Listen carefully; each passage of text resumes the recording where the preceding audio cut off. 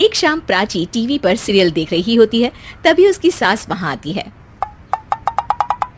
अरे सीरियल में तो ऐसे मग्न है जैसे आज रात का खाना पड़ोसी आकर बनाएंगे। मुझे पता ही नहीं था आपने अपने बेटे की शादी पड़ोस में भी की हुई है।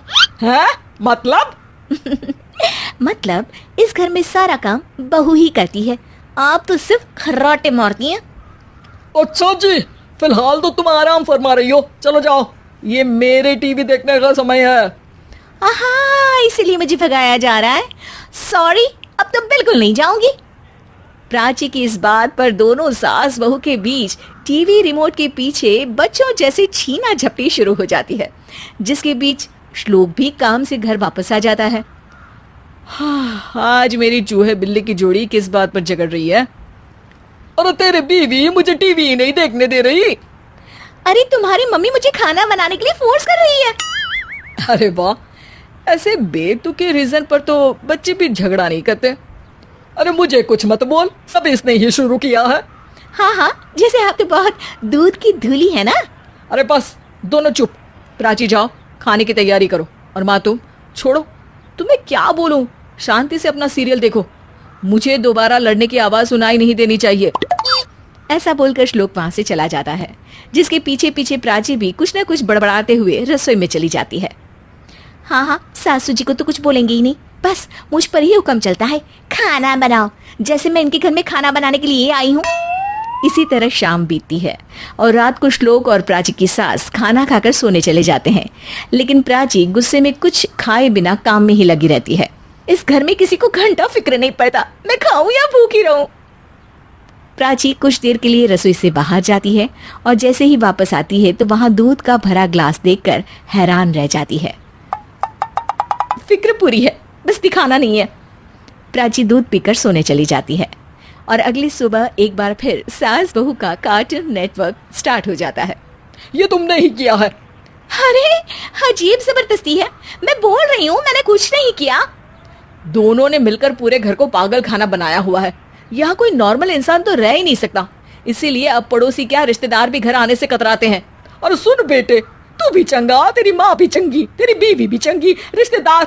हाँ जी, आपको नहीं पता क्या, गंगाधर ही शक्तिमान है, रिश्तेदार ही। हाँ हाँ, बस समझ गया। कभी जानवरों जैसे लड़ेंगी तो कभी जुगलबंदी करेंगी। भाई मैं आप दोनों के बीच में नहीं फंसना चाहता। सास बहू की इस मन मौजी जोड़ी से परेशान होकर श्लोक अपना सिर खुजलाता वहां से चला जाता है। चलो अब मैं भी कीर्तन में जा रही हूँ। इस पर जैसे ही सास कमरे में अपना पर्स लेने जाती है तो वहां नाश्ते की प्लेट रखी देख मुस्कुराने लगती है और नाश्ता करके घर से बाहर निकलते हुए कुछ पैसे टेबल पर रख जाती है, जिसके कुछ देर बाद सिलेंडर वाला घर आता है। ओ मोरी मैया, मैं सिलेंडर के बारे में तो बिल्कुल भूल ही गई थी। घर खर्च के सारे पैसे भी मम्मी के पास है और श्लोक से बोला तो उल्टा 4 बात सुनाएंगे। प्राची ये सोच ही रही होती है कि अचानक उसका चेहरा चमक उठता है और वो घर में आकर इधर उधर देखने लगती है। तभी उसकी नजर टेबल पर रखे पैसों पर पड़ती है, जिन्हें वो सिलेंडर वाले को दे देती है। ये सब श्लोक देख लेता है। अच्छा बेटे, इतना बड़ा घोटाला, सबके सामने मैं तेरी दुश्मन और पीठ पीछे तेरी मेरी यारी। इस पर श्लोक एक प्लान बनाता है और शाम को सब एक साथ बैठे होने पर बोलने लगता है।